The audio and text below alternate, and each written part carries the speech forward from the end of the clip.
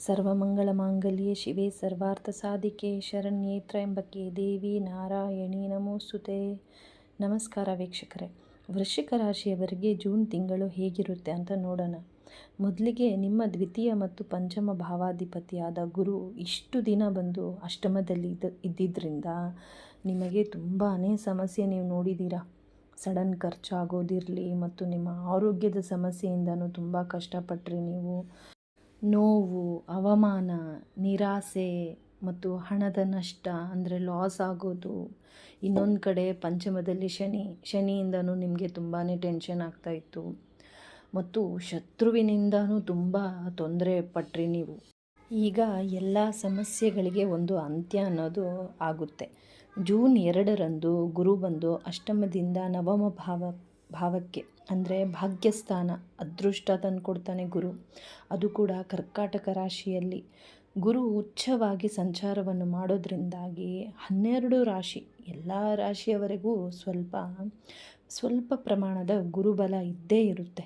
ಅದರಲ್ಲೂ ವೃಶ್ಚಿಕ ರಾಶಿಯವರಿಗಂತೂ ಭಾಗ್ಯಸ್ಥಾನದಲ್ಲಿ ಉಚ್ಚ ಗುರು ಇರೋದ್ರಿಂದಾಗಿ ಎಲ್ಲ ರಾಶಿಗಳಿಗಿಂತನೂ ವೃಶ್ಚಿಕ ರಾಶಿಯವರಿಗೆ ಗುರುವಿನ ಹೆಚ್ಚು ಅನುಕೂಲ. ಈ ಸಂದರ್ಭದಲ್ಲಿ ಏನೆಲ್ಲ ಸಮಸ್ಯೆಗಳನ್ನು ನೀವು ಅನುಭವಿಸಿದ್ದೀರಾ ಅದಕ್ಕೆಲ್ಲ ಇವಾಗ ಗುರುವಿನ ಅನುಗ್ರಹದಿಂದ ನಿಮಗೆ ಪರಿಹಾರಗಳನ್ನು ತಂದುಕೊಡ್ತಾನೆ ಗುರುವಿನ ದೃಷ್ಟಿ ವೃಶ್ಚಿಕ ರಾಶಿಯ ಮೇಲೆ ಹಾಗೂ 9ನೇ ಮನೆಯಲ್ಲಿರುವ ಶನಿಯ ಮೇಲೆ ಗುರುವಿನ ದೃಷ್ಟಿ ಬೀಳೋದ್ರಿಂದಾಗಿನೂ ಶನಿಯಿಂದ ಆಗುವ ತೊಂದರೆಗಳನ್ನು ತಕ್ಕ ಮಟ್ಟಿಗೆ ಕಮ್ಮಿ ಆಗುತ್ತೆ. ಒಂದು 75-80% ಶನಿಯಿಂದ ತೊಂದರೆ ನಿಮಗೆ ಕಮ್ಮಿ ಮಾಡ್ತಾನೆ ಗುರು.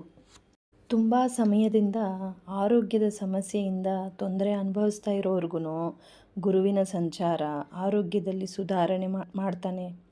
ಕುಟುಂಬದಲ್ಲಿ ಸಂತೋಷ ಇರುತ್ತೆ, ನೆಮ್ಮದಿ ಕಾಣ್ತೀರಾ ನೀವು. ಕುಟುಂಬದ ಜೊತೆಗೆ ಏನೇ ಭಿನ್ನಾಭಿಪ್ರಾಯ ಅಥವಾ ಮನಸ್ತಾಪಗಳಿದ್ದರೂ ಅದೆಲ್ಲ ಬಗೆಹರಿಯುತ್ತೆ. ಈ ಸಂದರ್ಭದಲ್ಲಿ ಹಣಕಾಸಿನ ವಿಚಾರದಲ್ಲಿ ತುಂಬಾ ಅಭಿವೃದ್ಧಿಯನ್ನು ನೋಡಬಹುದು ನೀವು. ಮನೆಯಲ್ಲಿ ಶುಭ ಕಾರ್ಯಗಳು ನಡೆಯುತ್ತೆ, ವಿವಾಹ ಮತ್ತು ನಿಮಗೆ ನಿಮ್ಮ ಕುಟುಂಬದ ಸಪೋರ್ಟು ಸಿಗುತ್ತೆ, ಫ್ಯಾಮಿಲಿ ಸಪೋರ್ಟ್ ಸಿಗುತ್ತೆ ನಿಮಗೆ ಈ ಸಮಯದಲ್ಲಿ. ಮತ್ತು ಉಳಿತಾಯನೂ ನೀವು ಮಾಡ್ತೀರಾ. ಗುರುವಿನ ಬಲ ಇದ್ದರೆ ಸ್ವಲ್ಪ ಪ್ರಯತ್ನ ಪಟ್ಟರೆ ಸಾಕು, ನಿಮಗೆ ಕೆಲಸದಲ್ಲಿ ಯಶಸ್ಸು ಸಿಗುತ್ತೆ. ಮತ್ತು ವಿದ್ಯಾರ್ಥಿಗಳಿಗೆ ಉನ್ನತ ವಿದ್ಯೆ, ಈ ಗುರುವಿನ ಸಂಚಾರ ತುಂಬಾ ಉತ್ತಮವಾಗಿರುತ್ತೆ. ವಿದ್ಯಾರ್ಥಿಗಳು ಅಂತೂ ತುಂಬ ಅನುಕೂಲ ಮಾಡಿಕೊಡ್ತಾನೆ. ಸಂತಾನ ಬಗ್ಗೆ ಯೋಚನೆ ಮಾಡೋರ್ಗು ಪ್ಲ್ಯಾನಿಂಗ್ ಮಾಡೋರ್ಗು ಸಮಯ ತುಂಬ ಅನುಕೂಲಕರವಾಗಿದೆ. ತಂದೆಯಿಂದನೂ ನಿಮಗೆ ಅನುಕೂಲ ಮತ್ತು ಅವರ ಬೆಂಬಲ ಜೊತೆಗೆ ಅವರ ಆಶೀರ್ವಾದನೂ ನಿಮಗೆ ದೊರೆಯುತ್ತೆ. ದೂರದ ಪ್ರಯಾಣ ಕೂಡ ಈ ಸಮಯದಲ್ಲಿ ಸಾಧ್ಯವಿದೆ. ಮನಸ್ಸು ತುಂಬ ಶುದ್ಧವಾಗಿರುತ್ತೆ ಮತ್ತು ಹಿರಿಯರ ಸೇವೆ ಕೂಡ ನೀವು ಮಾಡ್ತೀರಾ. ಸಮಾಜದಲ್ಲಿ ನಿಮ್ಮ ಗೌರವ ಹೆಚ್ಚಾಗುತ್ತೆ ಮತ್ತು ನಿಮ್ಮ ಮಾತುಗಳಿಗೆ ತುಂಬ ಬೆಲೆ ಸಿಗುತ್ತೆ. ಧಾರ್ಮಿಕ ಕಾರ್ಯಗಳಲ್ಲಿ ನಿಮಗೆ ಆಸಕ್ತಿ ಹೆಚ್ಚು ಆಗುತ್ತೆ. ಈ ಸಮಯದಲ್ಲಿ ಆಧ್ಯಾತ್ಮಿಕದ ವಿಚಾರವನ್ನು ತಿಳಿದುಕೊಳ್ಳೋಕೆ ನಿಮಗೆ ಹೆಚ್ಚು ಇಂಟ್ರೆಸ್ಟ್ ಜಾಸ್ತಿ ಆಗುತ್ತೆ.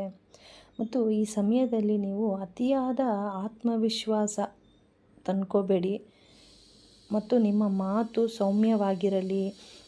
ಆಹಾರದ ಪದ್ಧತಿನೂ ನೀವು ಬದಲಾಯಿಸ್ಕೋಬೇಕಾಗುತ್ತೆ. ಒಳ್ಳೆಯ ಆಹಾರ ಸೇವನೆ ಮಾಡಿ. ವೃತ್ತಿಯಲ್ಲಿ ಪ್ರಗತಿ ಕಾಣ್ತೀರಾ.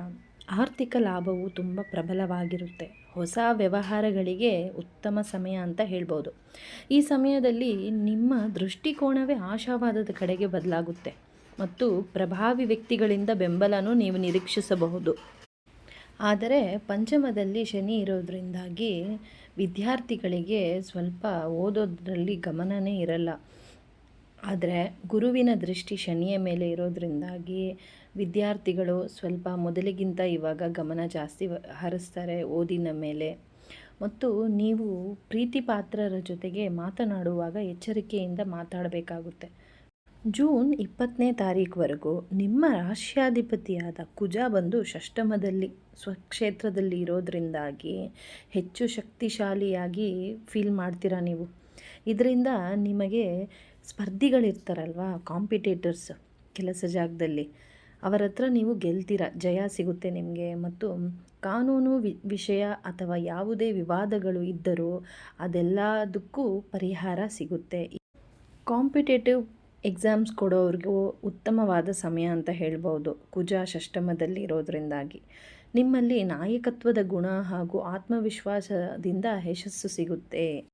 ನಿಮ್ಮ ರಾಶಿಯಿಂದ ಸಪ್ತಮ ಭಾವಾಧಿಪತಿಯಾದ ಶುಕ್ರ ಬಂದು ಅಷ್ಟಮದಿಂದ ನವಮ ಭಾವಕ್ಕೆ ಅಂದರೆ ಲಾಭಸ್ಥಾನಕ್ಕೆ ಬರೋದ್ರಿಂದಾಗಿ ನಿಮಗೆ ಬರಬೇಕಾಗಿರುವ ಹಣನೂ ನಿಮಗೆ ಕೈ ಸೇರುತ್ತೆ. ಶುಕ್ರ ಗುರುವಿನ ಜೊತೆ ಸೇರಿ ತುಂಬಾ ಅನುಕೂಲ ಮಾಡ್ತಾನೆ. ಜೂನ್ 15ನೇ ತಾರೀಕು ಒಳಗಡೆ ಸೂರ್ಯ ಬಂದು ಸಪ್ತಮ ಭಾವದಲ್ಲೇ ಸಂಚಾರವನ್ನು ಮಾಡ್ತಾನೆ. ಸರ್ಕಾರಿ ವಿಚಾರವಾಗಿ ಯಾವುದಾದ್ರೂ ಕೆಲಸ ನಿಮಗೆ ಮಾಡೋದಿದ್ದರೆ ಪೆಂಡಿಂಗ್ ಇದ್ದರೆ ಅದನ್ನು ಮುಗಿಸ್ಕೊಳ್ಳಿ. ಜೂನ್ 15ರ ನಂತರ ಸಪ್ತಮದಿಂದ ಅಷ್ಟಮ ಭಾವಕ್ಕೆ ಸೂರ್ಯ ಹೊರಟಾಗ ಈ ಕೆಲಸ ಸರ್ಕಾರಿ ವಿಚಾರದ ಯಾವುದಾದ್ರೂ ಕೆಲಸ ಇದ್ದರೆ ಅದು ಸ್ವಲ್ಪ ನಿಧಾನ ಆಗೋ ಸಾಧ್ಯತೆ ಇದೆ.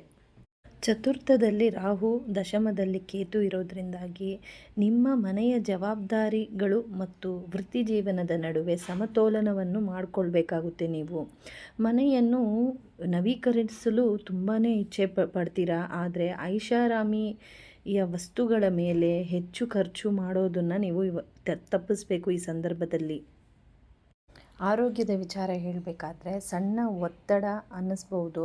ಧ್ಯಾನ ಯೋಗ ಮಾಡ್ಕೊಳ್ಳಿ, ತುಂಬಾ ಒಳ್ಳೆಯದಾಗುತ್ತೆ. ಮತ್ತು ಪರಿಹಾರ ಬಂದು ಗುರುಗಳ ದರ್ಶನ ಮಾಡ್ಕೊಳ್ಳಿ ಮತ್ತು ಶನಿಗೆ ಪರಿಹಾರ ಮಾಡಿ. ಧನ್ಯವಾದಗಳು.